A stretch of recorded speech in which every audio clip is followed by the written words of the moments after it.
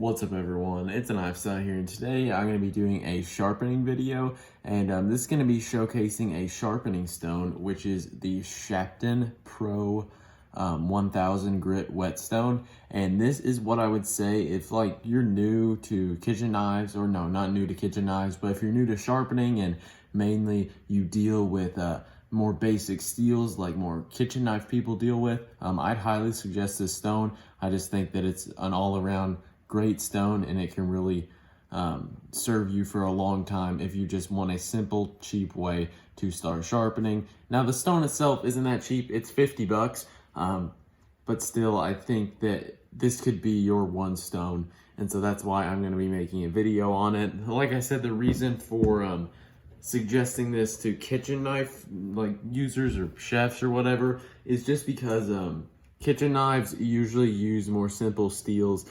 They do use BD1N, VG10, some HAP 40 sometimes, so that is probably some of the best, but usually they are just, you know, that kind of VG10 area. The kitchen knife I have today, it's just kind of like a Chinese 8-inch chef's knife. It's in BD1N steel, and it says, it said it was at like a high HRC, higher than I was expected, but I don't really believe the HRC number because it wasn't to any decimal point. So I bet it's just a range that they shoot for. But I'm going to be sharpening this chef's knife from dull to sharp, and I'm going to be showcasing this sharpening stone. So here we go. So this is a splash and go stone. So you just get it wet and I just usually let the water go all across the stone, maybe let it soak in for a little bit, and you are good to go. So there really is no soaking, no time at all waiting for the stone to be ready to sharpen, which I think is really nice.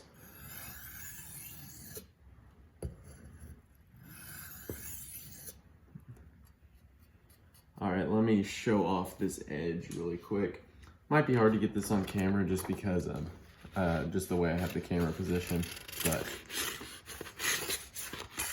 this edge, it's very dull. So let's get sharpening on this guy.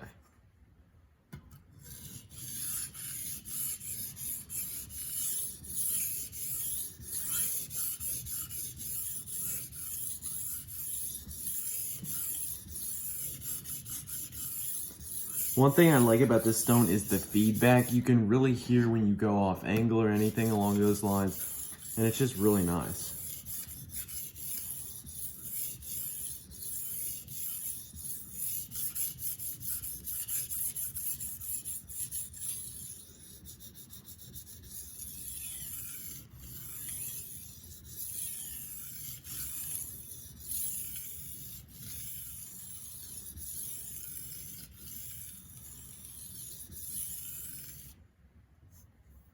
Still no burr yet.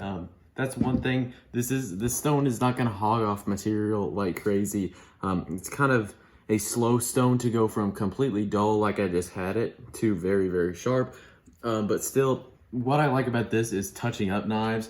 You know, this is really about as fine as I've noticed I need to go with a kitchen knife. A bunch of kitchen knife sharpeners, they like to bring it up to like 10,000 grit. And honestly, for cutting things like peppers, I honestly don't think I need a knife that is that polished. I honestly think a toothy edge is better suited for me. Now keep in mind, I'm not an expert chef. There are people who cut food for a living pretty much. So listen to them over someone like me who doesn't really even do that much. I really just do it because I like knives, I like to sharpen knives, and I like to use them. But still, I have noticed that toothy edges, they work out good in the kitchen, so that's just my opinion. Let me know if you are really into kitchen knives, if that's your thing. Let me know if you prefer a really polished edge or more of like a 1000 grit, you know, edge.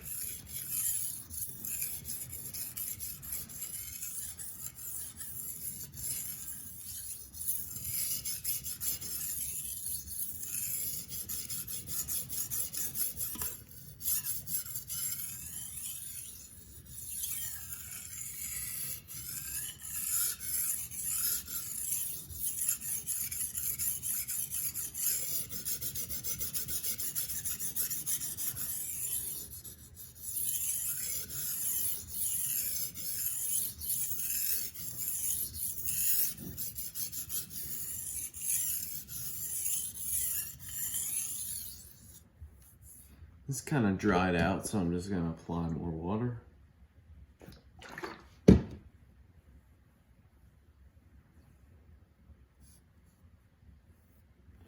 Let me see. I might have a very, very small burr. Yeah, I feel a small burr across the length of the edge. I'm just gonna hold my angle good and do it just a little bit more.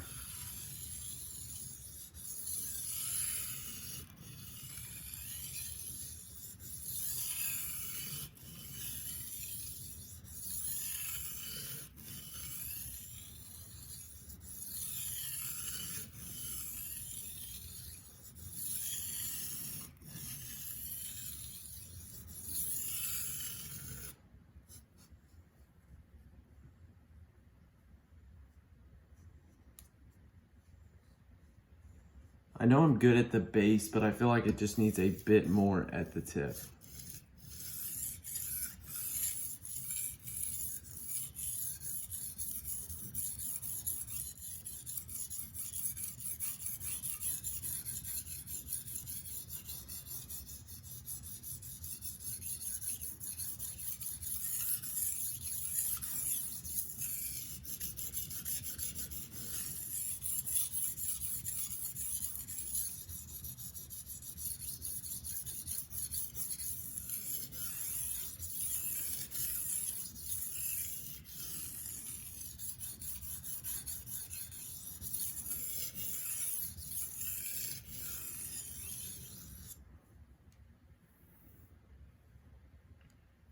If you're curious about the finish that this stone leaves, it's like right in the middle of finishes, if that makes any sense. So a toothy grit edge, usually like 600, that's like a common grit that I use a lot with pocket knives. You can see the grit pattern. It's a pretty coarse edge, but it definitely works for me, and that's what I use for a lot of my normal pocket knives.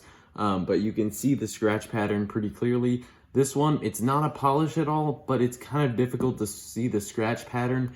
It's almost like a blurred finish. I'm kind of coming up with words to describe it, but it's weird. But I do like the finish, and honestly, I feel like the people who are just using this stone as one stone don't really care if it's a mirror polish or not. If you're wondering about my thoughts about mirror polish edges, I just think that sometimes when they become too polished, you lose the bite to them. Unless you have a really good way of sharpening, like a really good progression. Like if your progression is all diamonds up to extra fine and then stropped on diamond emulsion on like leather or something, or just some type of diamond compound for your strop, you can have a mirror polish edge with some bite to it. But you know, if it's like aluminum oxide and then ceramics, just what I've noticed is you don't get much bite when you get a mirror polish. And if you use like green compound or something, it still works, but I've just noticed that the higher you go with that kind of stuff, the worse or the less bite the edge gets. And what I'm looking for in a knife when I sharpen it is a refined toothy edge. So that's kind of just what I always chase with sharpening. So sharpening it this way, this is where I prefer to sharpen pocket knives.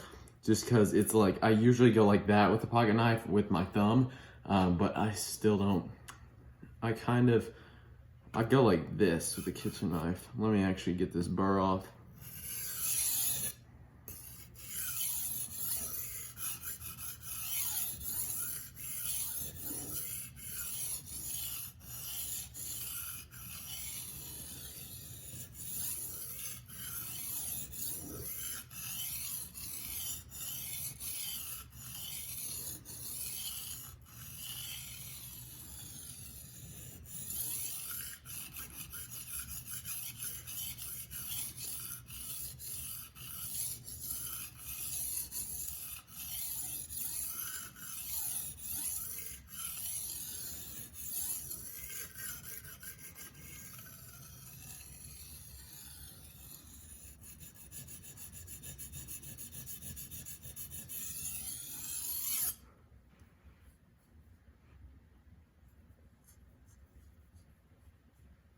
All right, so we flipped a burr on the other side.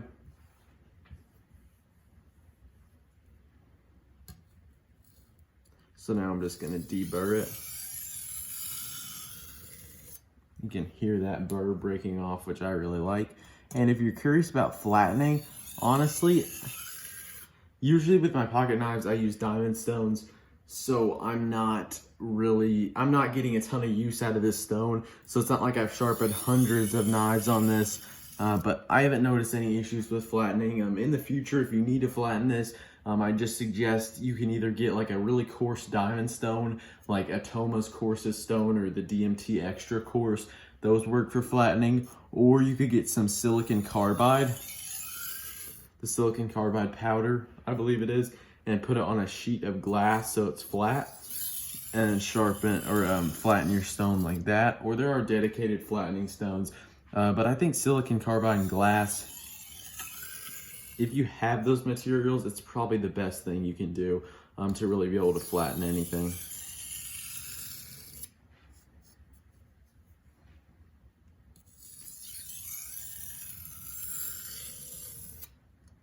For being a Chinese chef's knife, this steel actually deburrs very good.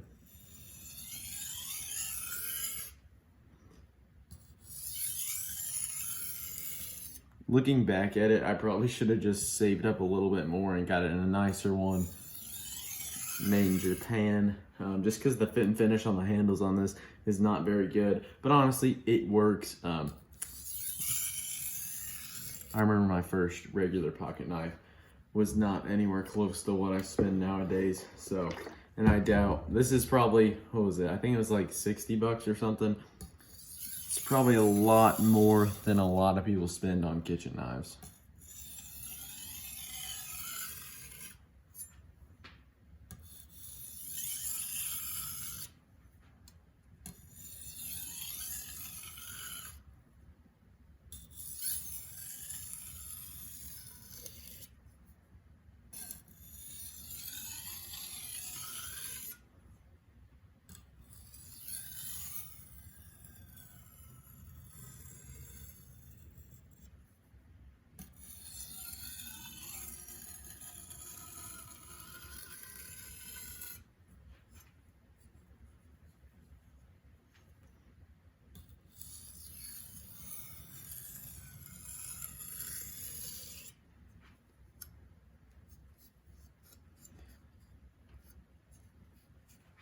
Maybe just a little bit more deburring.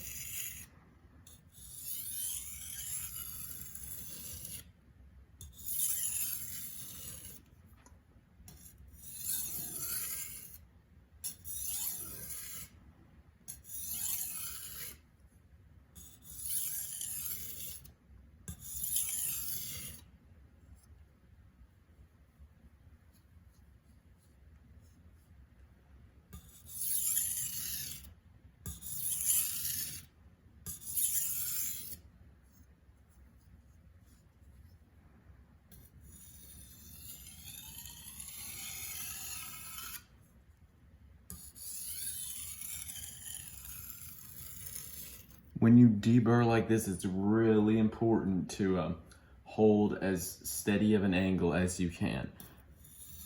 Just because you are forming that apex to its final sharpness.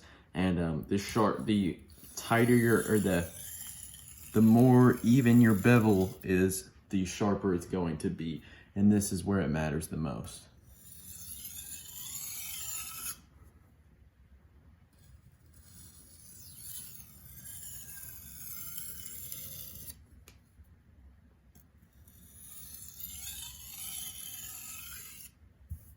Looks like we're kind of dried out on the stone.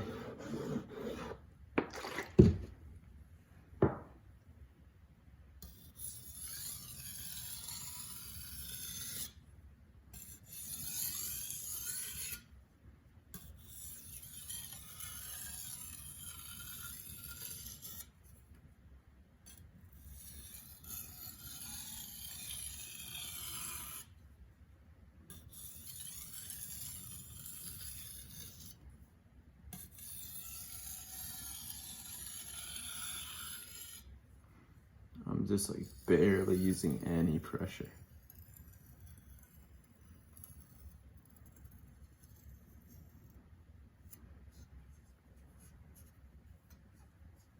still feel like I feel kind of a burr on this side.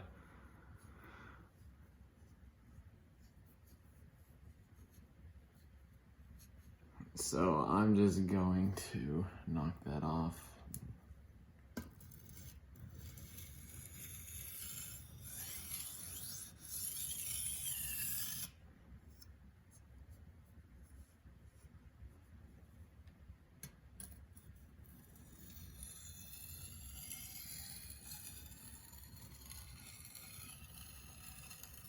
Super hard to hold your angle still when you go that light. I'm gonna check my edge, see what we're at, and then if I'm good with it, we'll stay there. If it's not good, then just keep sharpening.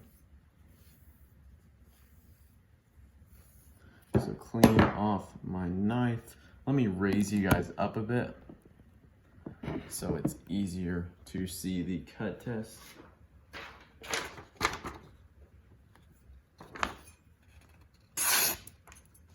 That's good. Did I just nick myself? Hope not.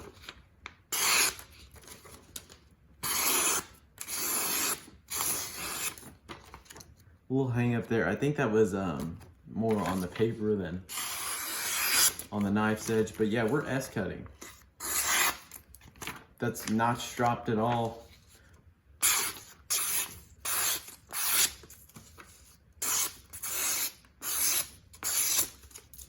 That is definitely good enough for me in the kitchen. That's gonna be good enough for a whole lot of people. That's good enough for, that's just really good. I don't really know what to say, but I'm impressed with it. This stone, let me just show it a little bit. Show it off. Not very beautiful looking stone or anything, but it's so simple, it's effective. You can do anything from dull your knife completely and sharpen it back like I just did.